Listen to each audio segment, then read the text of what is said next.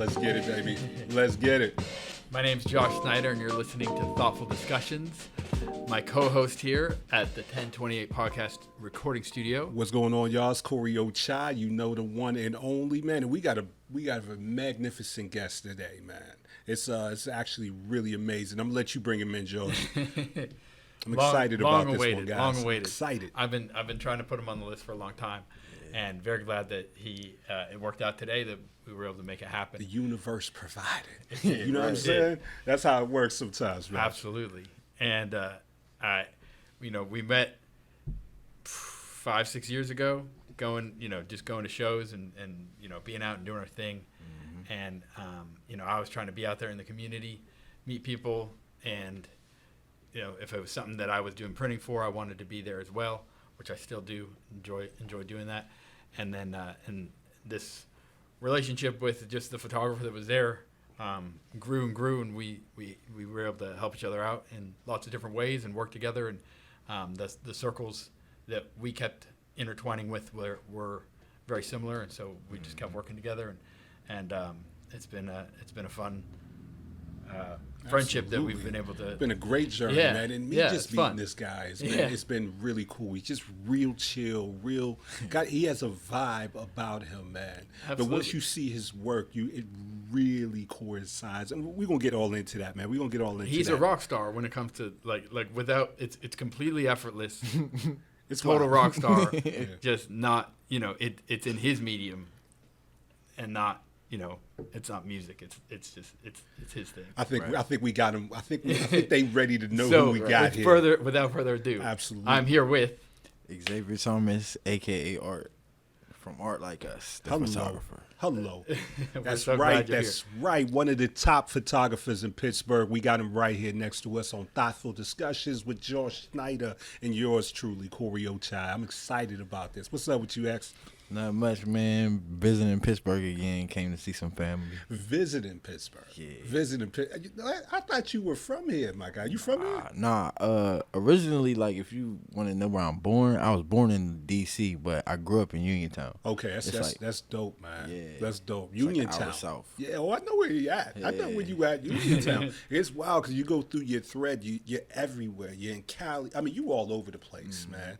And really like international, really. You know what I'm saying? Like, have you gone out overseas too, right? I've been to the Bahamas, and I don't know if St. Thomas counts. It all counts, bro. Yeah, it all counts. If you leaving the coast, you there. Yeah, I don't care where it's at. Even if it's American soil, to me that's international. Right. And it's really good to see that, man. So yeah, man. I know you and Josh, y'all got a relationship. Yeah. I want to hear about how y'all met, man. Man, cool. Literally, I don't remember which event it was, but I decided that I was going to be outside and I was going to shoot every single event I could. And every single event I could find, Josh was doing the printing for Better it. believe it. You better believe it. That sounds on there. brand, bro. Yeah. That sounds on brand. Literally, I kept running into him. I think at shout the out time, to Ryan Brown. Shout out to Ryan. Shout out to RB. I think at the time it was it might have been, was it Revival? Yeah, Revival, then Flower City, then PGH Print Shop.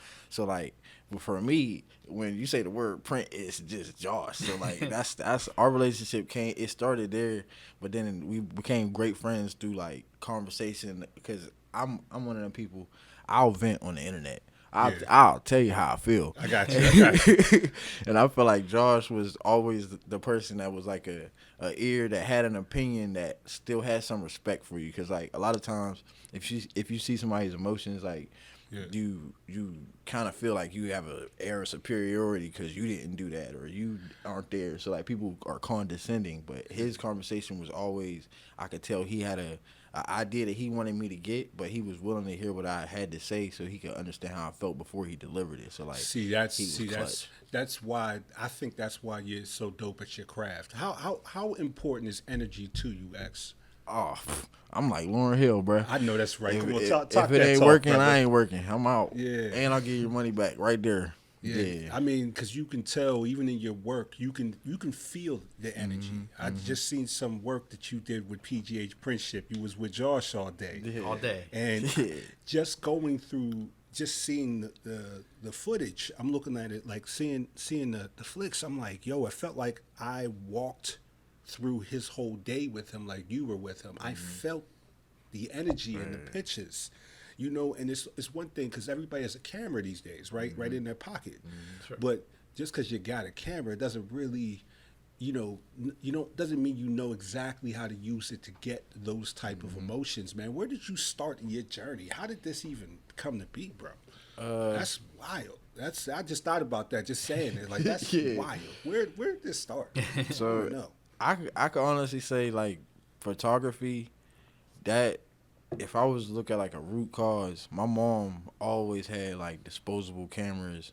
And like we would take pictures on vacations around the house, and like I used to love like the thought of like, okay, I can't take this picture. I wonder what it's gonna look like when we get it from Walmart. Oh, man, so, that weight is everything, right? I love that. So I got a real kick out of that. And then, oh, you a real one. Yeah. You know about taking that thing for an hour development, a whole, drop it off at come Friday. back in a couple days. Yeah, it's a thing. Hopefully they ain't too busy too, and the guy ain't lazy, or the girl ain't lazy. Don't let it be the holidays.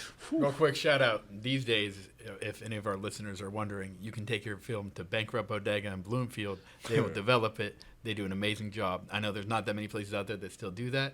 They also sell instant cameras. They sell film.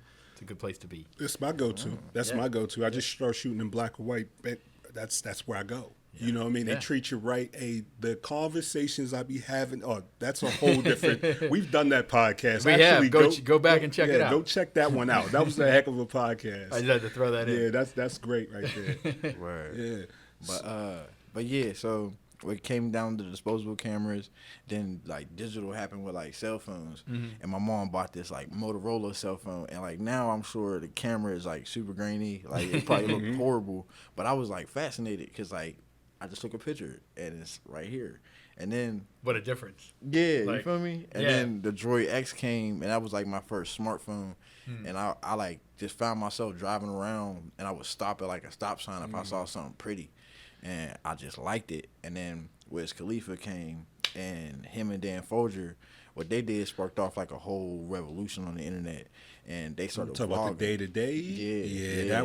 That's when I start figuring out what an actual vlog is. I didn't know what I was watching, but I couldn't stop watching. It was so good. I knew who they were, but man, I would search for it and be upset when I didn't see it because I've never seen somebody bring me into their world like that. You were a part of that, X? No. I wasn't a part of it.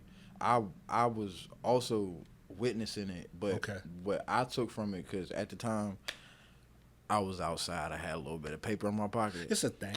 Yeah, it's a thing. So my friends was rappers, and I've always made music, but I did not want to be one of those like struggling rappers.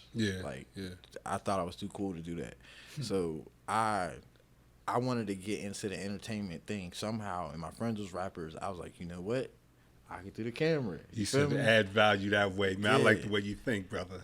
And then I was shooting for my friends, and they aren't Wiz Khalifa, so they didn't have concerts and they didn't have things to do. So it kind of turned into, all right, well, y'all got kids, I'll shoot you and your kids. But then somebody offered to pay me for one time.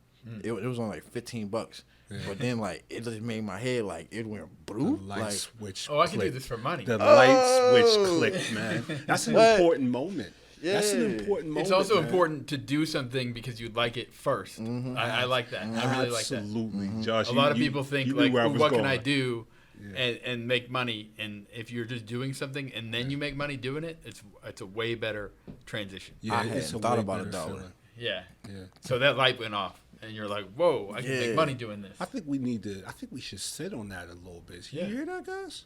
Y'all got your paper and your pen out? Right. That right there was a gem. Absolutely. Don't look for something. You don't have to always look for something to make money on. You're doing something right now that you enjoy doing. Think about that. Find something you really enjoyed, something that you would do if no money was involved, and figure out a way to create revenue off of it, maybe around it. Yeah. Like if you're like, I love hip hop, I love being around this group, I want to go to concerts, I want to do this thing, but you weren't doing it yourself. You found a way to be in it, right? Yeah. So even if it's something that is adjacent, to that you know, that passion. If it's not directly that passion, but it's like, I remember Gary Vee was talking about something where he's saying this blogger is making $80,000 a year, and the lowest paid, this is for basketball, lowest paid professional basketball player was making less than that, but the blogger had, you know, they could write, and they were enjoying it. They figured out how to monetize, but they just liked doing that part, and they couldn't be the professional athlete, but they were able to do what they were able to do that was a part of it. So you can find a way that is adjacent to that passion and make it work. Absolutely, man. You got to be open to it. That's dope, man. So you were watching day to day. You were watching Wiz. You were watching those things, and you said you start to do those for your friends, and then, you know, they weren't rappers. They weren't popping like Wiz was popping, but they were doing their thing. Let's give them that credit, right? They was doing that due. But it was like somebody said, you know what? Take some pictures of my kid. I'll give you $15 for it. Or I'll give you some money for it. And the light switch, the light flickered. You know, the universe, the stars aligned. Goddamn, that's what happened, right? And then what did you do once you realized that somebody is willing to pay you for the thing that you love doing? So first thing I did was I started advertising more. I got on Facebook, Instagram. I went crazy. That's all I was posting was I would take pictures and I would post the shoot.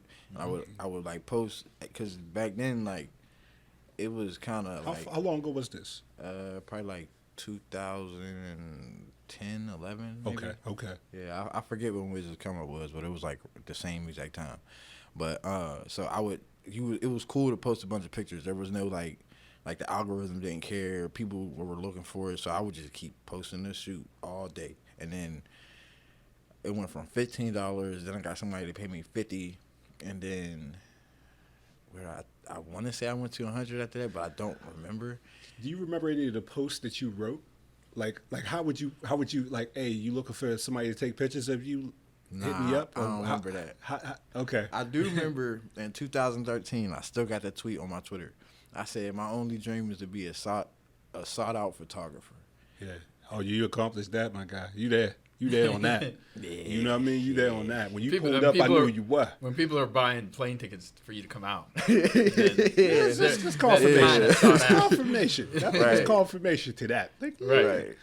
You ain't lying. Plane tickets, all inclusive resorts. Hello. Yeah. I mean, you just now you just flossing on. You flexing on us, man. Listen, sometimes you gotta do it so people know how to approach you. That's You feel me? ooh, Like, that's a jump. Because right now, if we didn't know LeBron James was the greatest basketball player ever, we might just be like, oh, he's tall. That's real You talk. play baseball? Man. That's Like, real talk. You know what I'm saying? Like, That's real. you gotta know the resume a little Yeah, bit. man. Like, Yeah, you gotta let them know, man. I say it keeps them honest. It keeps them Yeah. honest. You know what I'm saying? It keeps them honest. Yeah. So you know, you went from 15 to 50, man. Yeah. 15 to 50, and what was that? What was that jump like? And what did you do with your initial money? Did you invest it into another camera, or what type of camera did you have? the first one I had was a Canon Rebel T3. Okay. I don't even know if they still make them. Nope. But I know for sure that camera was not ready for It much. was one of the first few DSLRs. Yeah, it was like It was right around that time. I mean, that's when they were started coming out. that. Okay, I'll put I it like think this. 2010, 2005, I think was Nikon. That was started with when the first one. every DSLR was still better than some cell phones. Yeah. Nowadays, that level camera isn't better than your cell phone. Correct. I'll put it that way. I tell them that all the time. I'm doing video, and the biggest enemy to anybody that's making these movie cameras is Apple. You know what I mean? It's Apple, it's Google. Like it's a problem.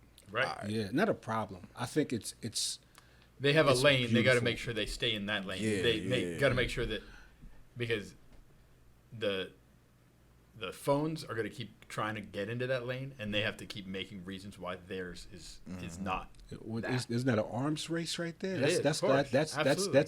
That's competition making better products because Right, of that, right? right. That's what it's about. But you were saying, what do you think about that?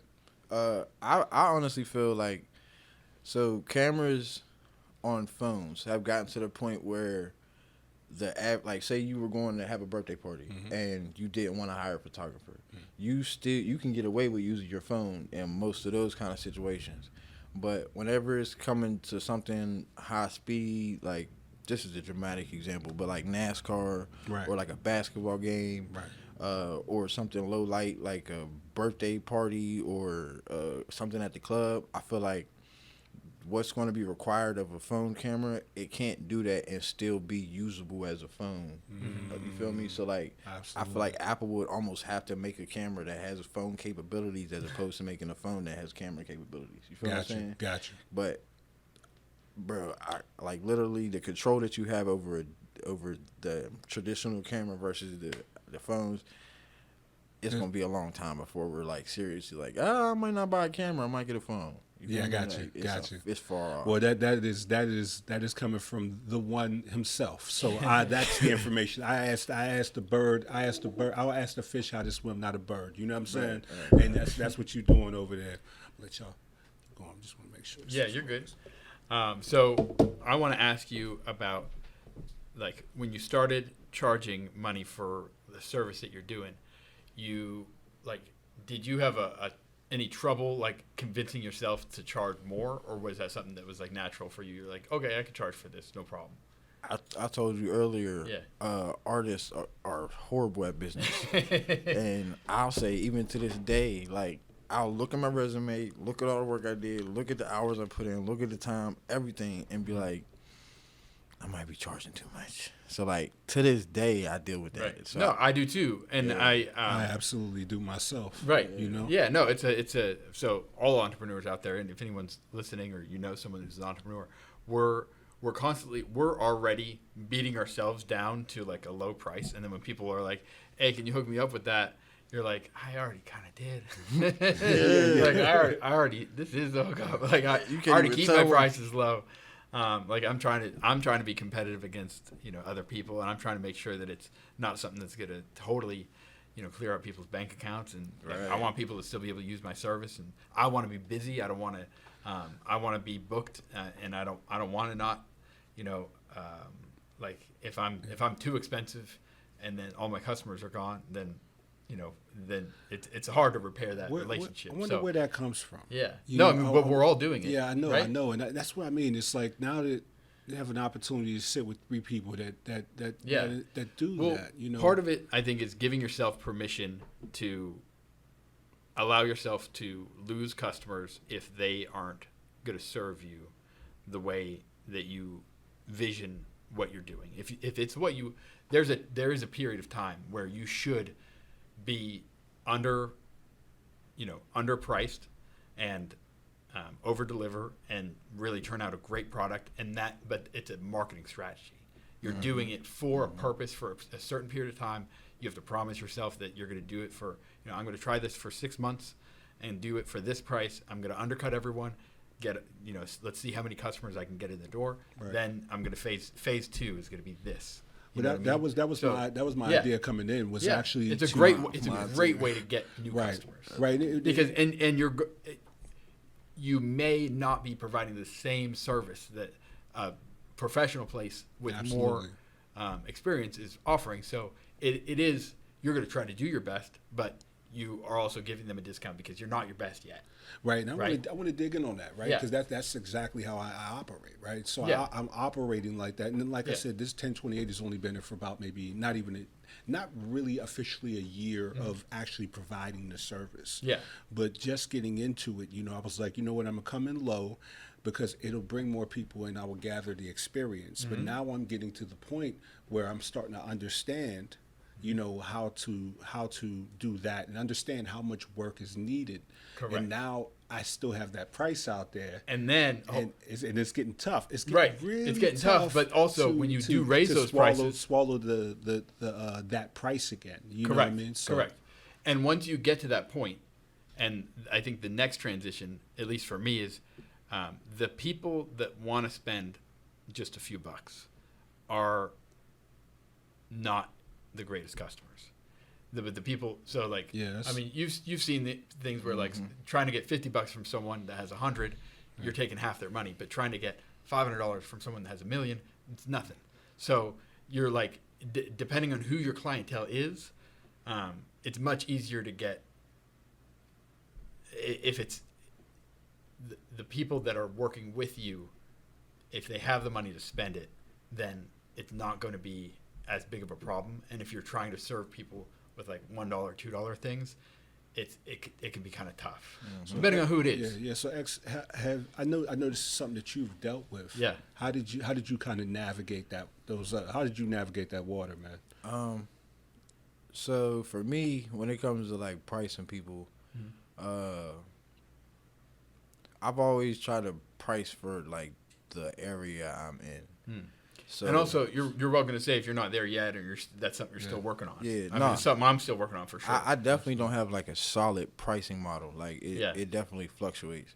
But I would definitely like the people on the lower end that I just know are not sitting on the bins in a $500,000 house. Like I know that's not their situation. Okay. I try to go like.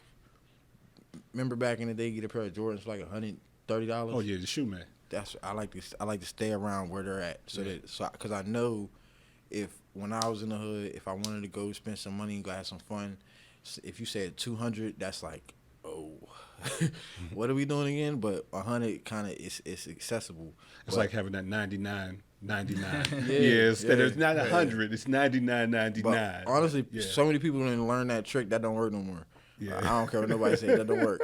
Like it does sound sketchy now. Yeah. What do you mean 99.99? What's wrong with it? Yeah. What's wrong with it? I've never put 99 cents on the end of anything. But then when it comes to that's crazy. When it comes to like high end pricing, like I ain't gonna even sit here and glide to the microphone. It fluctuates so much because I'm so lost in that arena. Like I got clients that I know. Like you can Google are worth like $100 million. Then I got a guy that I know he in the streets and he showed me 200,000 cash. So like, am I supposed to price them the same? You feel me? They're both trying to do the same thing in the same place. They both have a large amount of money, but then it becomes how much do I think I'm worth versus what I think you can give me, and that's a whole different ball game than trying to strategize for the bottom. Right, like, and the also competition. You know, like who out there is doing what you're doing, that and there is a reason why you are doing it differently, because you're who you are, and that's why we're here to discuss what makes you different. But there's like if they can get someone for half the price that is going to be the same quality, then you want to make sure that you're close enough, and whatever that difference is that you bring to the table is a reasonable difference that they understand, that's communicated to them, so that they are like, yeah, you're worth that extra 500 or more than what this other guy that is or girl is doing. You know, like you want to make sure that you are providing value on top of just the material. Yeah, but then I also gotta play that little dance, because I told you the energy is important to me. Of course. Absolutely. So if I go through all the like ups and downs in my head and give you a price, and I know you can pay it, and you like kind of disrespect it on some like, or like, dang, like I'm done. That's the red flag. That's not the challenge flag. It's game over. Yeah. That's the whistle. Like if I take that gig, it's probably because it was simple and I know I could deliver, but I'm not going above and beyond once the price is questioned, because I stress so much about what to charge people that's like the number I get is you're so hard on yourself. If somebody else is questioning it, it turns you off already. Yeah. Already. It's like I can't. I don't even want to. I price so I don't have to negotiate. Exactly. That's kind of what I'm hearing. You know, and that's so. No. Go ahead. I just wanted to go over real quick. You mentioned a resume. People that are listening, they might not know who you are, what you do, and where you're at in your career. Mm-hmm. So, like, we were talking about a little bit about history, but you're Wiz Khalifa. You're watching the daily vlogs. You're kind of in it, and you're getting there, and people are starting to pay you, and you're figuring little stuff out here and there. Uh-huh. At what point did you decide to make this a career? And then I want to go into some of the people that you've worked with. Absolutely. So a lot of dudes, you know what I'm saying, they have children with a woman and they want to talk bad. I have in the past, I'm sure, but I'm about to speak very highly of you, Danielle. Gosh. So me and Danielle, because I'm trying to get away from saying baby mom, because when my kids watch it, that's their mom. I want to say her name, but so me and Danielle had got together and we had got real close so fast that it kind of became like me and her against the world, and we kind of had to like lock in on what we was doing because nobody wanted to support the relationship. Nobody wanted to be the like backbone or like if something was to happen, we kind of had people to call, but we kind of didn't. Okay. So then when we decided to move to Pittsburgh, I was doing photography, and she worked in like the second biggest law office in Pennsylvania, and it was completely lopsided. Like all my clients are in Uniontown, my streets are in Uniontown, everything I know is in Uniontown, and we in the city where you making all this money.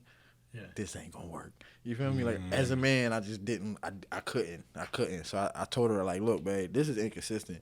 I'm either about to get a job or I'm about to go full time with photography, and that's just what it's gonna be. And she told me go full time with photography, and I'm so happy she did that. Yeah. Okay. What? I can't like. As much She had as, your back. Yeah, and she had my back to the point where she was learning video editing. She could go through and pick like which pictures I wanted to edit. She was helping me with scheduling, the paperwork behind businesses, everything. She did a wonderful job at assisting me in that. Like, so she helped with customers and stuff too. Somewhat, but she was more so like clerical. Like that's because that's what she does at her job too. Right. She's a some kind of secretary. Don't get me lying. Okay. But so she was nice on the computers and the paperwork and like crossing the T's, dotting the I's. And after we locked in, we had just moved to Pittsburgh, and that was the last time that like the Altar Bar was having a show. It was the Strip District Music Festival, and I had got in there because of Palermo Stone and JKJ, and I shot that, and Chevy Woods posted it, and I realized like this isn't that hard to get to the stars. Like I could make $1 over here, but like to get a star to post my content. Yesterday I was just sleeping in my bed, and now my stuff is on Instagram. Yeah. Okay, this works. So I started to. And your watermark was on it. Yeah. So I started, and at this point I didn't even have like it just said ArtLikeUs. It was in some wacky font. I didn't have any brand identity. I didn't have nothing. I just had the name. Like that's it. And when that happened, I did what you were just talking about, and I decided like I'm not charging nobody nothing because I at that concert I met PK Delay, Joel Kellum, KH from Most Grill, Truly AP. Who else was there? Like I said, DJ. Excuse me. I met DJ Spills there. That's actually where I met JKJ too. So I met so many people that like I said, I'm a hustler and I play basketball. I was like, oh yeah, I got him. This is it. I got you. Yeah, I'm good now. You know, So, you know what it was. Yeah, so I got in. Once I took the pictures, I edited that night. Steelers were playing the Broncos. I sent it to the Chevy. He posted it. I was like, yup. Then I started hitting every single artist that I shot. And Beatty Man was there too. And Tyree, he was there. And I started sending out pictures to everybody, and they started posting them and tagging me. And I'm sitting back like, yeah, it worked. Boy. And then I posted that I was shooting for free until like I think I said like March or April. You opened the floodgates. Oh, it went crazy. You opened the floodgates. It went crazy, bro. I see what you did there. It went crazy. Like I popped up as this like concert photographer extraordinaire thing, and then like and Instagram was only 15 seconds, so like making videos was nothing. Yeah. What 15 seconds like. It was like the Vine. It was like that was it. My yeah, goodness, bro. So whenever I did that, it kind of hit, and then like struck. It just really, really, really worked. I can't. What year was that? Real quick. 14, 15? I want to say 15 or 16. Sounds about right. Yeah. You mind if I unpack that real quick? So what you did was once you got the look, you said, you know what? I'm working for free. And then you start to grab your client. Well, they didn't even know they were clientele yet, but they start to come and hit you up and say, oh, I want this shot. I want you to shoot this. I want you to shoot this. I want you to shoot this. But before you go on, I'll add, I felt comfortable doing that because, like I said, Danielle, who's my wife at the time, she had a full-time job. So Absolutely. The bills are paid, and whenever she would come home, like I would stay home dad. But whenever she would come home, the kids would be tired, and I could sit there. You a father, bro. Yeah, you a father. Me too, baby. Yeah. The real ones. I like that. I was with my kids yesterday. And this is No, bro, this is genius. Because I got a feeling I know where it's going to end up. I just want to hear you say it. Because I want y'all to pull out the pencil and paper, man. You know what I mean? Go ahead, brother. I'm gonna let you finish on that. You know what I mean? So you're getting all this work. Mm-hmm. And so, like I said, she was able to be home with them at night. So I would like lock into my room and literally be on Google and YouTube studying different pieces. Like if I shot something and it didn't come out how I wanted, I would literally put, why is this blank? Why I did this blank? And how to control blank. And I did that so many times that by the time I went out there to say that I was shooting for free, I knew like you ain't getting no free pictures. Like these is dumb. Like you're gonna see these pictures and like really like them because I picked apart every single piece of like my skill set. Absolutely. So I was more so confident like that I was playing in front of the right scouts and I was gonna get picked up regardless. You feel me? I like that. So were you shooting for free, but then if they wanted the photo, they'd buy it? No, I was shooting for free. I was delivering for free. Yeah. I was promoting and marketing for free. I was doing everything for free. You became undeniable, bro. Yeah, I infected Pittsburgh with the ArtLikeUs virus. You feel me? You became undeniable, and then they needed the vaccine.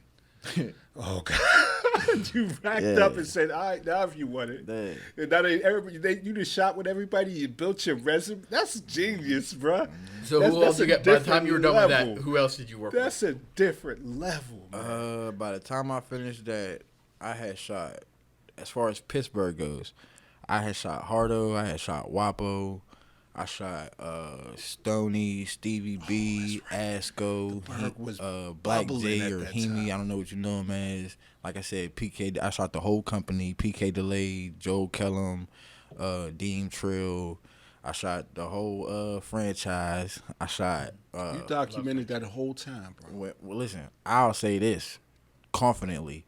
When it comes to documenting hip hop for Pittsburgh since 2016, I probably got more content than everybody. I came across the photographer extraordinaire. You go head to head with anybody on that statement. Yeah. I love that. I'm the TV I would love to Harrison see now. that. I would love to see that. Like a versus between photographers at that time, bro. That'd be a dope setup. Like, hold up, I got this. If I you got include like playing videos, like cards. if you include videos, I got competition. But just photography, because for the longest I wasn't doing videos. I didn't want to, but just photography.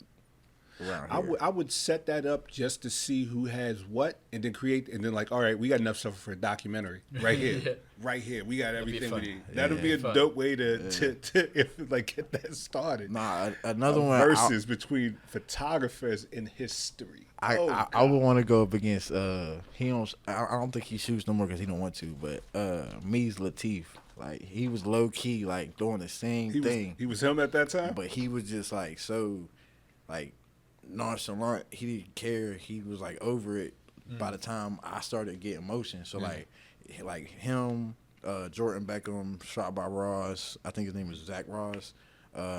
Who else? Catch Wreck. Even though they were doing videos, like that group of shooters. But during that time, we was killing them.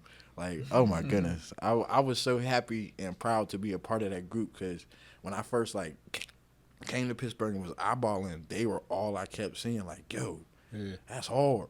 That's hard. You seen the big fish in the pond, and you was like, you know what? I know what I can be. You know what I'm saying? I know what I can be, man. That's sometimes just seeing it, man. That's crazy. The crazy thing is, it's not that hard to break in. Like at first, I was like, man, like how am I gonna break into this? Like this community's so tight knit. Like it seems like I'll never get in. But then once you're in, like it's not that hard to break in. You just need, as long as you are providing value. If you're providing value and people like being around you, you're in. And I always say that too. When you're doing something new, you go into a community not trying to take from the community. You go in there giving to that community, and they will open their arms up to you. If you go into a field or into a circle that's a tight knit circle, and all you're doing is coming in to take, you're looked at as a threat. Right. You know what I mean? 100%. You looked at like, hold up, he's trying to take what we already built, and he has no or she has no resume.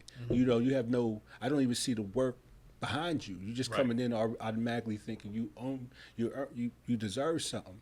No, come in and add value. You know, how can I help you? How can I help you get you where you going? Because me following you, then I get to learn the skills so I can build my own, and I can add to this community that we already have here. Right. That's a better mindset in my journey. I felt like that was something I discovered. It was a better mindset, you know. So, yeah, man, you're right. This is dope. This is dope. I'm enjoying this, guys. I ain't gonna lie. I'm hoping these guys are enjoying it too. Listening, man. Definitely.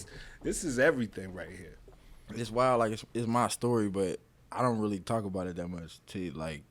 Even to like sit back and think about it, I don't even get to do that much. So, like to just even sit there and go through that thought process and Tyree and PK Delay pop up in my head, it just brings back such like, dang, that's a real thing. Like I'll never forget. I think it was a St. Patrick's Day, like when everybody's wearing green down there. PK Delay, Joel Kellum, Dean Trill, C's, they was all down there having a ball.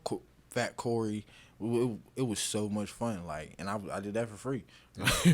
I'll never forget that. Like being out. But see, that's what you got right there, man. You got something nobody can ever take from you. Those memories right there. That's everything. You know, that's everything, man. The experience. You gave yourself you opened yourself up to gain the experience, man. Think of that. You know, and it wasn't. If you would have went in there just trying to charge everybody you wouldn't have those experiences to now have the talent that you have to now to be traveling. We didn't even get to that point. You talk about that, Josh. I know. I was going to talk about New York next, I think. But Josh, let's get that. No, because Josh where did had it a go good from point. there? No, where did it go? So when you stopped charging, like where did that take you? So when I stopped charging, started. Started. You're right.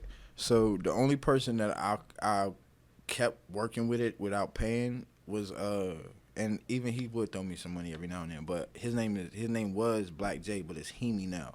And we got close because Danielle, one of her best friends, was one of his child's mother, or two, I think. So we were able to build a relationship just off of proximity. And I'm saying like, oh, you should link with him. You should link with him. And we kind of ended up linking. And like, when I tell you that was the best idea ever, so we went to a couple shows out in like Newcastle, Ohio, different parts of PA, like little hour drives at late night where everybody sleep in the car, like those type of things. And it was like we was getting a little bit of attention. And then he had a show out in Newcastle opening up for Fabulous. And I went out there because, as you know, it's Fabulous. Come on. Fabulous. It's Fab. Yeah. F-A-B-O. I'm even gonna go in. Y'all know the rest. Nice. The real ones know they know what it is. So he had that, and then I go out there, and we had just went there for a show for something else. So I knew the arena, like I knew where we was going. We get there, and we're shooting. He performs, then Red Cafe performs, and then Fab comes out. And at this time, only celebrities I think I had ran across at that point was like Young Dolph, Chevy, maybe somebody else, and like no offense. All local. Yeah, no offense to nobody. I ain't seen no jewelry like that before. Yeah, Fab be putting it on. Bruh. He always, that's his brand. Boom. It was gleaming everywhere. Like, it was amazing to me. Sun came out at nighttime, didn't it? Yeah. So I'm sitting there and I'm like shooting the show, doing as I do regularly, and like this sound corny, but this moment I knew it was up. I knew it was lit. Like I was holding my hand up here like this, shooting because I ain't that tall. The crowd was going crazy, so I'm probably like 10, 15 feet back. I put my camera up like this, and Fab kind of like look at it and like put his hands back like on some Superman pose and just do that. And I said, oh yeah, he just posed my camera. Yeah. I'm like, no way. So then I go home after the show. I'm not thinking nothing of it. I'm just excited. And then it's like 5, 6 in the morning we get back. And my friend Looney, I ain't named him in that group of photographers. Can't forget you, Chris Hunter, Looney. But yeah, he posted his pictures from the show, and Fab posted one of them. Yeah. I said, oh, man, I'm slipping. Like, 'cause I told y'all, like, that's how I got Chevy to post mine. So, like, that's my stilo. And I'm like, yeah, he didn't use me on me. Hold on. So then I sit up. I get up on my bed because I'm laying down on the bed, like, in the covers, scrolling. So I sit up. I get up at 8. Then I post, like, 6 of them. And I go to sleep. I wake up and Fab's in my DM like, yo, you trying to send me the rest of the pictures? And I'm like, what? Yeah, I'm looking at the phone. What? I said, yo, babe. Hold up, fam. I said, babe. Yo. Fabulous just asked me for the rest of the pictures. And she's like, what? I'm like, yeah. So I post them. Then I send it to him. Then he posts. And then, like, later that day, you remember DJ Afterthought? Mm-hmm. Yeah, that was my man's. He hit me. And he's like, yo, bro, did you see XXL? I'm like, no. What? He's like, yeah, your picture's on XXL. I'm like, bro, what? So then I go on the website, I see it. I remember this. Then, my God. I started getting tagged on all type of stuff on Instagram. It's on XXL, The Source, Hip Hop Since '84. They all pick it up. Oh, Mass Appeal, everything. So anyone that's writing an article about Fab they're using that picture in. Yeah. And it was for... He probably put it in his press kit. He's like, yeah, all right, absolutely. guys, use it. Absolutely. But it was literally the one where he was posing. Like, Yeah. it was that shot. Right. And, like, then it just started going bananas. And then this is where I feel as if a lot of people mess up, right? You watermark it. So, it was watermark. Okay. It was watermark. Dope. So, whenever Fab sent me the DM, if y'all know how Instagram works with message requests and going to your straight inbox. This was before we even had general. So he sent me a message. I sent him the pictures and never sent him another message because I didn't want him to block me or mute me or nothing. So then I had life kept going on and I got that Fab thing and I got the XXL. So Pittsburgh after that just opened up for me. Like, yeah. They're like, how much you want? You feel me? Like, it was crazy. And then Yeah. I shot a Wiz show. Or no, I'm lying. Let me rewind. Then I go to I'm like going to different events, whatever, and again, Danielle knew Lonnie. Wiz of Security. Yeah, Lonnie. That's what I was just talking about earlier, man. So, Lonnie is off the chain. I'm like, man, he shout really out to is. Lonnie, man. Yeah, shout out to you, Freak Lonnie. out there doing it, man. Then we, me and him started linking in, and I smoke a lot. So Yeah. we started smoking, just kicking it. And then we started doing the jiu-jitsu thing. I started shooting him doing that. And one time he asked me if I wanted to come to New York. And I'm like, yeah, what's up? I'll pull up. Yeah. What year's that? Man, I'm a big fan of Lonnie, bro. I'm a big fan. Yeah, Lonnie just started the stoner, the high rollers. Yeah, the high rollers, like Brazilian jiu-jitsu, man. I've been watching his whole journey. That's the person I like one of the most out of the Taylor gang. Lonnie's dope, man. He's off the chain. I forever owe Lonnie. Forever. Yeah. And, seems like a really good dude, bro. Yeah, so we were kicking it, and now that I'm like in hindsight, like they probably get to know people through like Lonnie and Motor and Chevy and different people before they bring them in to like meeting Wiz or whatever, just because that's a good idea. It's a great idea. Me personally, I really found a friend in Lonnie, and then he told me, he was like, if you want to come to New York, we're doing something at Atlantic Records. I'm like, all right, cool. I go up there, and he invited me to the studio, and I like moved around a lot in the city before I went to the studio, but I'll never forget the walk there because I was with my her name is Tyler. She gonna be mad I said that. She likes to go by Noelle. I call her Young Man. So me, Young Man, and her husband at the time, we were like, they had met me in New York because I solely went up there for that and didn't have nothing to do, and they were walking with me. We walked through Central Park, and then I got the call to come to the studio. I'm like, all right. Heart started beating. I'm like, all right, I'm about to meet Wiz. Because you got to think, to me, I picked up a camera because of him and his cameraman. Right. Yeah. So to go into this Atlantic Record studio and see In New York City. Wiz Khalifa and being from Uniontown made no sense to me. So I was happy that I had my cousin because I'm like, even now I'm getting a little flustered thinking about it, but I was like... Yeah, that's the moments, man. How'd you get through that? Because I play basketball, bro. Like, I play basketball. That's the greatest answer ever. Real rap. Like, I play basketball. You're not beating me. So then... I'm competitive. Like, I know how to ball, man. Yeah, so I did I've been all in that war. up until we get to the building. That's the best answer ever. We're outside of it. I'm standing there. I take a deep breath, hop on the elevator, go up the steps, walk in. It's Wiz, Harry Fraud, Lonnie, who else? Ricky P. Like, I'm sitting there just mind blown. Like, man, all these years of just y'all being on the internet and sitting in rooms just like probably the same room, just me watching y'all, and now I'm watching it. You like, here. I'm responsible. To document it. I was about to say, I'm responsible for the next person who's going to watch this. Yeah. Because there's no other camera in this room. Yeah. This is mind blowing to me. And that unfolded. And if y'all thought Fab opened up Pittsburgh, Wiz, when I got the Wiz, I don't know nothing I couldn't do in Pittsburgh. Like, literally, not. It wasn't just like, oh, you got Wiz here, but it was literally like, here, hey, I saw that Wiz picture. It's like, oh, okay, thanks. That's what's up. I don't even got to go out with money no more. Okay.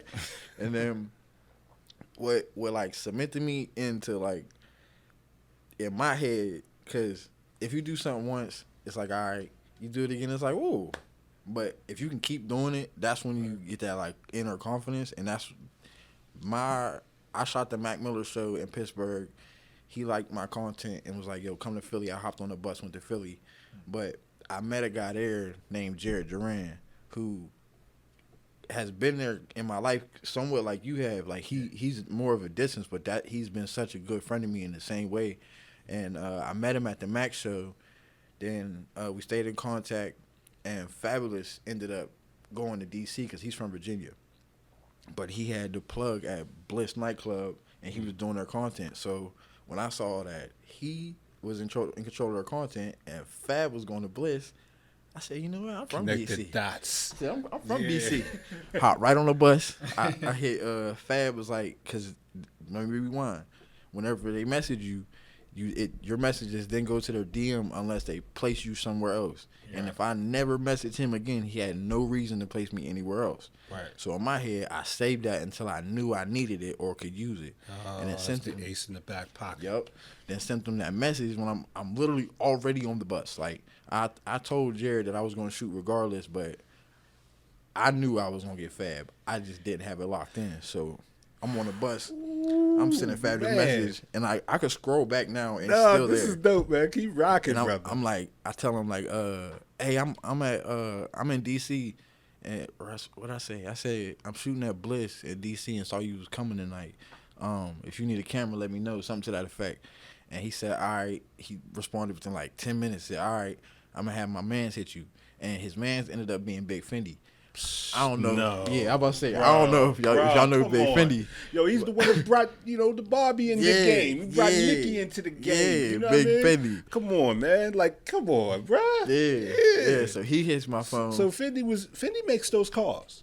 Fendi is like, they say he's the dot connector, man. He's the guy. Fendi. He's been responsible for a lot of people. Fendi made me some money. Yo, shout out to Fendi, man. Yeah, shout out to Fendi. For sure, man. If it ain't working, I mean, even call Fendi. Gucci and all them, right? Like, I mean, yeah, man, it's a whole thing, man. Shout out to that man. That man he should definitely be celebrated 50 years of hip hop for sure.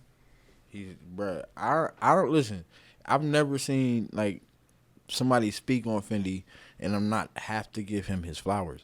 Even if they were about to say something like wrong, they be like, well, he did, but he like they have to bring it up. That's how much he done. You feel me? It's undeniable, bro. It's undeniable. It's one of those things. But let's get back to you playing the long game, because that's what that was right there, bro. You ain't no short term thinking. You thinking ahead, man. I got you. You put the ace in the back pocket. You said, I'm not going to hit him until it's time. I'm gonna make sure when I hit him, it's for a reason. But you knew there was going to be time. Yeah. You believed No doubt in about yourself. I knew there was gonna be a time because, like I said, bro, like I ain't that tall and I play basketball and I can dunk, so I just gotta wait the whole game until I can get a dunk. Like I have to. Like, and if I don't, I don't. But like the whole game, I'm literally just trying to find a space where I can jump high enough, have enough force, and catch you slipping enough to dunk on you. So like that's literally how I play life. Like I might be dribbling over here and going over here because I got to make the play work so we can still win. But like if you put your hands down and turn around, bro, I promise you, I'm going to dunk on you. Like, yo, I gotta ask you a question because you just talking about basketball. I know you busted one of their asses in basketball? I know you got the chance to play one of them. You ain't signed no NDA on the court, did you? You know what I'm saying? Because that's a cool story. I'm gonna say I can tell by the way you move it and the way you talk and you get down. We definitely played a lot of basketball on one of the Wiz tours, but Wiz didn't play with us. And to say I know, because I'll put this out there too. Ain't nobody ever beat me and Hardo in basketball when we were on the same team. But we played a couple of like Ray Strummer. Like we played their squad in basketball. Not them, they was watching, but we played like their security, their DJs, whatever, beat them. Y'all was rapping for the city. You know what I'm saying? Basically, it's a couple of different camps on tour, and happened to be a bunch of Pittsburgh niggas versus a bunch of them niggas. I got you. You feel me? It wasn't official, but it was. That sound like Subin, man. You got the Philly cast versus the Pittsburgh cast. You know what I mean? It's just one of those things. But we go out, we shine everywhere. But I'm my fault. I didn't mean to get you off your story, but I had to ask that question. Just a nice little segue. You was like, you said you dunking and you the size you are. I was like, oh, this man get down. He ain't playing. And I broke my leg, so I ain't dunking consistently. So if you see me playing, don't say dunking. I'm not gonna go try. to the left. Yeah, I told you, I'm waiting for the opportunity. I'm not out here just punching on everybody. Speaking on that though, when you broke your femur, how long was it from there to when the doctor said you'd be able to walk again versus when you were playing basketball? How'd you know it was his femur? I made it a big deal. Okay, all right. I was like, what type of research did you do, Josh? Because I made you it a big didn't hand me deal. the pamphlet or nothing. You had all that type of info. That's why I said I'll tell my story on the internet. If you pay attention, you know it. You feel me? But so I broke my leg January 29th, 2019. I want to say, and the first thing I asked him was when I was in the bed, no surgery, nothing. I said, when am I gonna be able to play basketball again? He said it might be a while. And then I think I shot a show in like March or April on a walker, and then I was dunking again by I think like maybe end of May, June type. And then the doctor turned around. He started asking me if he used my recovery story. I'm like, yeah, go ahead, bro, because I didn't take no pain pills. Yeah. I didn't go to no physical therapy. I did it all myself because like there's some drug addicts in my family. I was scared to death. And then I could not see myself accidentally getting addicted. So I decided that it was on me. And then with it being on me, one thing I had no clue about breaking a bone was, so I had it was like right here, snapped in half. Every single one of your muscles in your leg shuts down. That whole Kill Bill wiggle your big toe thing, ain't no way she started with her big toe. Ain't no way, because all the muscles going through my leg, going down there, them not work. None of them. Like, I watched every single one come back individually. You don't even realize how many muscles are in your leg. But the most. It's the biggest muscle. He said the most. Yeah, and that's then real. When it comes to balance, and then how many, like, bro, the motion of, like, taking a step, you're keeping yourself level. You feel me? Like, you're keeping yourself level, you're keeping yourself centered, you're keeping yourself from going too far. So every single thing I did, I was like, dang, like, I gotta relearn this. I went through a process that. Did you document the whole thing too? No. Okay. I was mad at life. I didn't. Was that like the only time that you put a camera down since you picked one up? And I was gonna say that too. That breaking my leg, and I ended up doing 5 months of jail later that year for some driving without a license. But breaking my leg and then going to jail, it took about, I would say, 9 months out of a year for me. And that was the first time since like decided I was gonna work for free, probably 3-4 years before that I realized like, oh, I can step back and come back and still be me. Because I thought if I don't do this, then he's gonna come and do this, and then they're gonna come and do this. Were you getting burnt out anyway? Was there ever a moment that you got burnt out? Because I mean, sometimes taking a step back manually is something, but when you're kind of forced to, you know, gives you an opportunity to think. Like, so,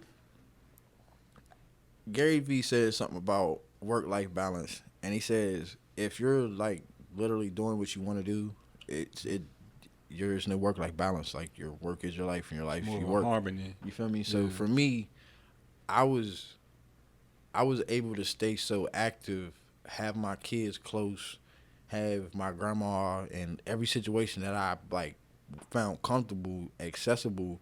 So when it came to burnout, I never burned out until I kind of started treating it as just a business. That's when I say I started to burn out. But like, bro, right now I was doing it. I think a month and a half ago. I found something I like to do, lock in, and I don't need to take a break. I don't. I don't like to. How did you make the transition from, like, because you said when you started to treat it like a business, how did you fall back in love with it to make it not feel like that anymore? So I'll say I started treating it like a business because of a couple sour situations in my personal life and in business. So I kind of was out like, you remember LeBron's Miami era? Yeah. Like how they was like, he just always had that. Yeah, it was locked. Yeah, like I was in that mode, and like I didn't care about nothing. Destroy. Yeah, I was like, bro, I'm the best. You can't stop me. Like I was winning awards. I was getting the gigs. I was traveling. I was doing what I wanted to do. I started getting some money. And, like, I decided that it was a business for me because the projects that I tried to do personally, like, my personal life was going crazy. Like, was breaking up my wife. I was, like, and with that, I lost transportation. I lost my crib. I moved back an hour away. Everything was changing for me. So I was taking it out in the wrong place. You feel me? So I started to treat it like that. But then I went to therapy. When I was in jail, I was seeing a grief counselor because I had a lot of deaths in 2018, and then so I was able to get through those roadblocks so I could start growing personally. Yeah. And then when my grandma passed in 2021, I feel as if me breaking my leg and me going to jail was to show me that I could stop so that I would stop. Because a month before she passed, she needed somebody to do her hospice. And I didn't care what was going on in the world. I stopped, went straight to grandma's house, didn't leave. I left for 8 hours the last month of her life. Yeah. And when I realized what breaking my leg and going to jail was for, when it came to being there for my grandma, I started to like heal as far as like my perspective. Cause boy, I was mad. I can't even say I knew I was mad, but I was just angry when I look back. Like that just wasn't it. And once I started to come out of that and started to like become a person again, because I was a machine, it kind of started to feel better. Now I work all day if it's on the table, but if it ain't, I'm I got you. Like, it seems like you took a lot of gems from those moments as well. You know, it didn't feel like it at the time that you were going to be able to take some of that with you, but it seems like, you know, there's a saying that says nothing comes from nothing. You know what I mean? And what it is a lot of scientists say that. You know, they said how was this created, or like when they're exploring the galaxies, right? And they say there's nothingness. And maybe just like even the beginning of the universe, right? Like how does that happen?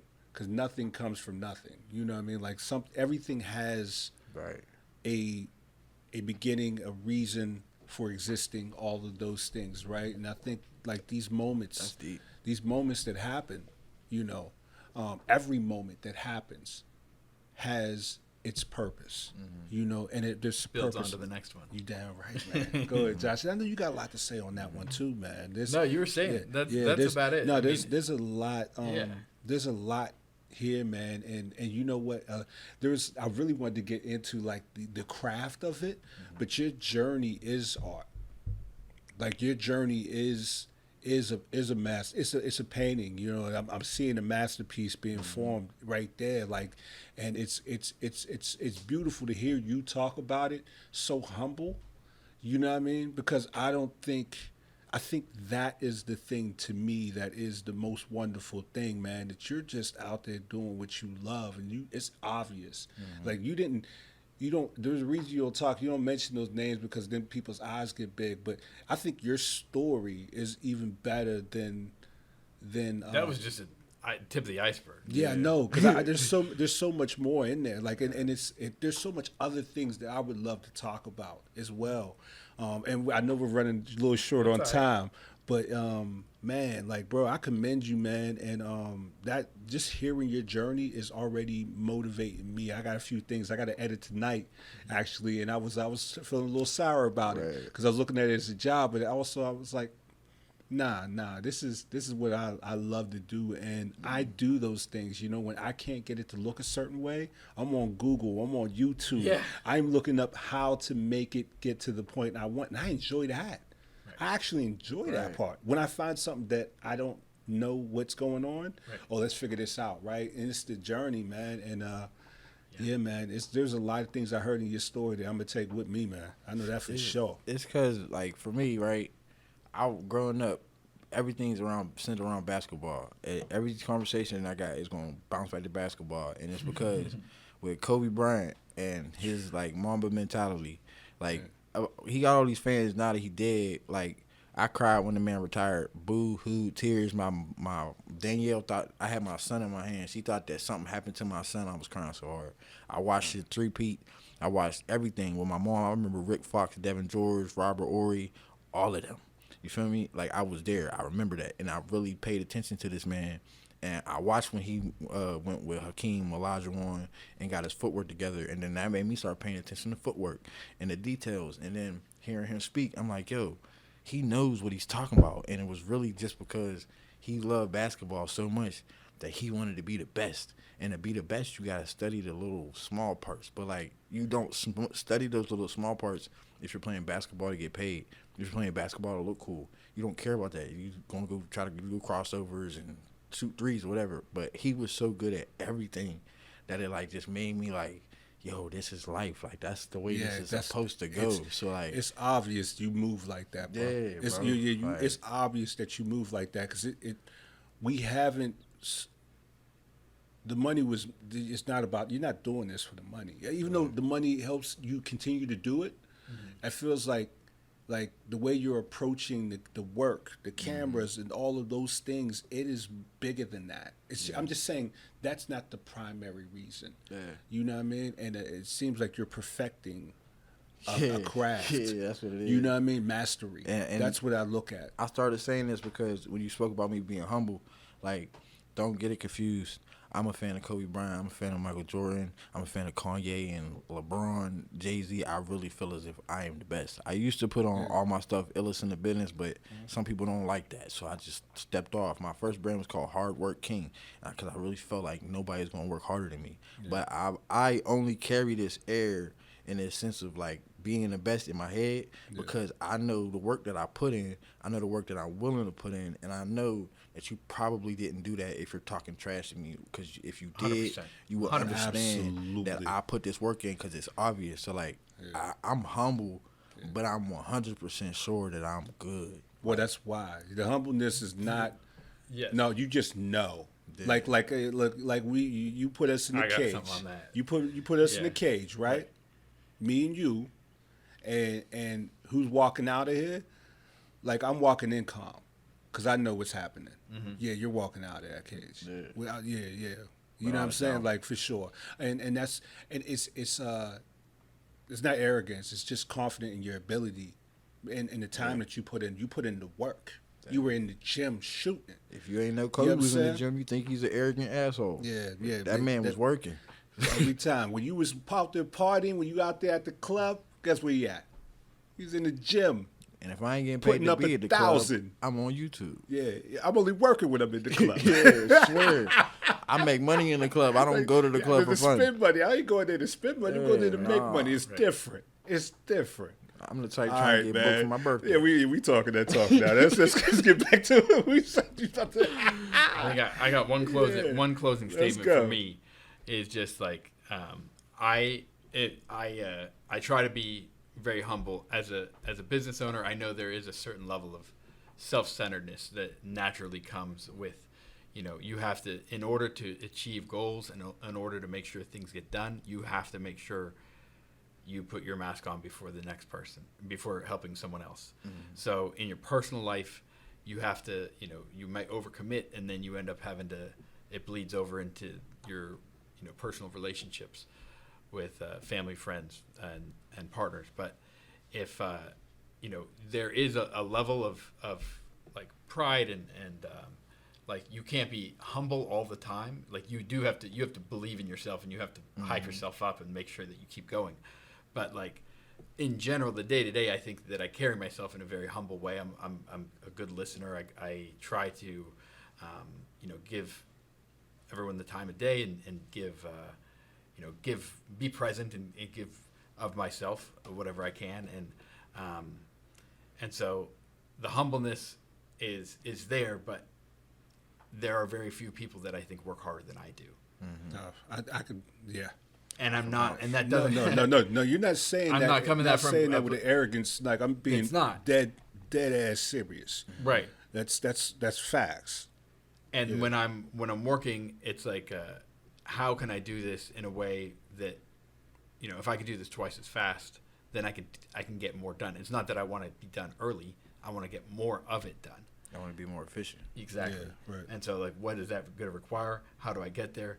Like, and continually, after printing for 20 years, after being in business for 15 years, like you keep going, and you like that burnout. It comes in waves, like, but because there's so much to do, you just have to keep going. There's no like you can't honor that. It's not an option. You get some vacations here and there, but like the mentality when you're and you can see it when you're at like whatever level you're at. You can see when people are at your level because once you're there, and you've risen above the average, then you can look around and be like, all right, who's above average? And it's very clear, it's very visible, and you can see what it is and why they're doing that.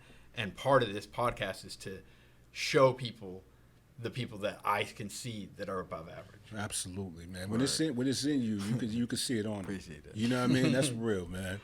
And that goes for like most of the there's very, very rarely, like I had someone hit me up and they're like, hey, I do this thing, I want to be on your podcast, I've been listening to it. I said, great, I don't want to know a thing about you, come in, let's meet and let's find out. Right. So that'll be like, there are instances where it's not every single person, but there's a majority of the people that I book on here are here for a reason. Absolutely, they all have a PGH Print Ship story, man. It'd be so dope meeting everybody, man, because it's like, okay, there's been a common thread between every last person that sat in this seat, man. And well, the business is it's a great way for me to be able to meet other business owners, and me being my business, the printing business that I have, and the goal, the long-term goal for me is to work with entrepreneurs and find a way to help them grow. And right now I'm doing that through the printing business, and there's times where I'm able to kind of pull them aside and give my 2 cents or have them on the podcast or whatever it is, build the relationship. But the printing business is just like a long-running it's a long game plan to get to where I want to go, which like the printing is just a way to do it. And I love doing it. It's fun and we're good at it, but like it's not. It's a vehicle. Right. They said you never finish a race where you started, right? Mm-hmm. And it's not the finish line, but it's definitely some of the markers that we have to continue to pass through, and that's beautiful. And it's also the foundation. It's like basketball for you. It's the foundation. It's where I've developed those. Right. That mentality, the understanding of how to navigate this thing that I want to do. You know what I mean? Because you tend to exhaust all options. All alleyways. You don't even need GPS. You know what I'm saying? Because you can travel the city with just. I mean, you know what I mean? And I'm talking about in a I don't know what to call that. In every way. Yeah, in every way. You know what I mean? So that's beautiful. That was the first. Real quick, I'm going to speak on something. So. When I got the first time I got like a job in the field that I wanted, I was working for a print shop, and I had done some like web design work, and I had messed around in some other programs, but I had never done. They were like, "Do you know Corel Draw?" This was like a Friday, and man. I was shaking hands and like, "Hey, I want to work for you," whatever. They're like, all right, we'll have you come in. You can start on Monday. Do you know this program? And I was like, yeah, and I didn't. Yeah. And so I went home and I downloaded it immediately, and I messed with every single tool. I played with it every single way. I wrote stuff what down. What day was this though? That was Friday. Oh goodness! And I started Monday. And this was before YouTube. Yeah. This was before I was. Oh, you I a was real 16. one for that. Yeah, you a real one for that. And when I showed up, I was just like, "Show me how you do it." That's it. Oh yeah, okay. But this is right here. This is right here. That was enough. That's all he needed to know, that you just know where it's at, how to navigate it. And they helped me along. They might have known that I wasn't 100% in, and but you weren't at zero. Exactly. And the attitude is everything. If you're willing to learn, and you're willing to keep playing hardball and keep at it and not give up, then there's so many people that would have gotten in that position, be like, this is too hard, I'm going home. Yeah, this is going to be a 3-hour podcast if we keep going, guys. We going to knock this thing down, guys. And for those listening, I know y'all enjoyed this one, man. This has been another magnificent sit down, man. And tip of the iceberg. Yeah, tip of the iceberg. Sure. X, can you tell them where they can find you at? How they can acquire your services if you like their energy? Yeah. If I like your energy, you can find me on the internet. You could actually Google ArtLikeUs, ArtLikeUs, all one word, or you can put the same thing on the Instagram, Twitter, Facebook. It all pops up. My name's Xavier Thomas. Everybody calls me Art. Brand is ArtLikeUs, and I'm here to take your pictures and make you look better. Hello. Say that. You know what I mean? Hey, yo, this is Corey Ochai, and I'm the founder, owner of 1028 Podcast, also the co-host of Thoughtful Discussion with Josh Snyder. And if you guys are liking what you're hearing, you're liking how the quality sounds, you want to one day start your own podcast, don't hesitate. You can find me on Facebook. You can find me on Instagram. Send me a direct message. My email is 1028podcast@gmail. Email me. Any way that you want to get to me, guys. And we can make that happen. I can help you tell your story. And if you need somebody to take your picture for your thumbnail, I got a guy. Yeah, hello. Always strapped. Always strapped, man. Got one in the clip. Every time you see him, don't hesitate. Don't play with this guy. All right. And just to add in, the podcast studio is very conveniently located in Sharpsburg. The cost is very affordable. Absolutely. You're going to get way more than what you pay for. And even as Corey does hopefully continue to raise his prices, which he should do. I appreciate you, Josh. There will always be more value than what you pay. Absolutely. So, I'm here for you to add value to what you're doing, man. I appreciate every time. You always got me on that, man. Thank you. Thank you. And if you're looking for a print shop where we, not just the owners see everything that we do, but the owners are making everything that we make. Touching everything. Every last fiber of that paper is seen by this man. And if it's not the owner, it's somebody in the community that he is employing and taking care of because he's a great guy. I appreciate it. So, check out pghprintship.com. That's the printing business. We do about 75 orders a day. It seems like we're real busy. We are real busy, but we're never too busy for you. So feel free to go on the website, check it out. It has, like I said, I've been printing for 20 years, and it has lots of information on there. I know sometimes it could seem like too much, but once you dive in and get familiar with it, it is very, very easy to use. Very. Oh man, I've been loving what you've been doing with the website. The website is so much. It is easy to navigate.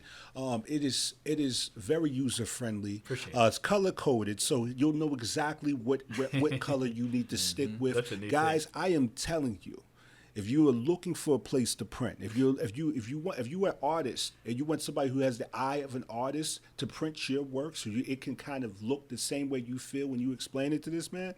Man, PGH Print Ship ranked number 1 for the past 3 years? 3 years, going on 4. About to go on Crossing 4. My fingers. Crossing our fingers on 4. He about to win 4th. I vote every day. I'm confident. I'm as confident as X is, man. I'm telling you, the man's put in the work.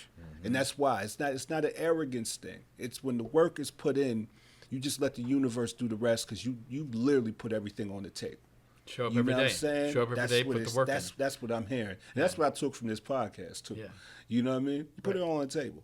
Yeah. You ain't got to worry about it. Now the rest is up to you. And don't talk about it. Don't talk about doing it. Do it and talk about it after. There you go. That's the real way. Yes. Hello. Yes. Figure it out. Find me. The best way to find me, Instagram, Josh Snyder 86. That's Snyder with an I. And from there, you'll be able to find all the other things that we do. Thank you so much for listening. We wouldn't be able to do this without you. We appreciate you so much, and very thankful that we get to do this. Coming up on 5 years, coming up on the 100th podcast episode soon. It's amazing. Yeah, and it's been a lot of fun. This is actually your second interview. You remember that? Yeah. Whoa.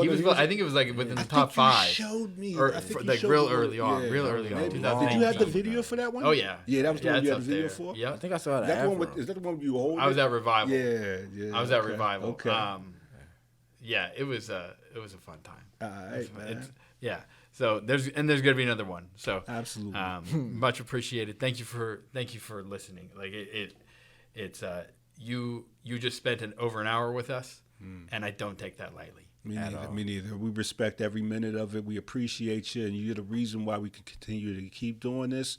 So we just hope to keep adding value to everybody who's listening, and even the ones that are sitting next to us in the seats, you know, and they're doing the same for us. Just as a learning experience for everybody, and we're just honored that the universe has provided an opportunity for us to do this type of thing, man. And I appreciate it. Absolutely, every bit of it. So let's rock and roll, man. Guys, go out there, do something beautiful. The world is counting on you. Remember, this world is a blank canvas. Grab your paintbrush, dip it in the color, and make a masterpiece together. So don't forget, man, go out there and do something beautiful. We count on you. All right, we out. Peace.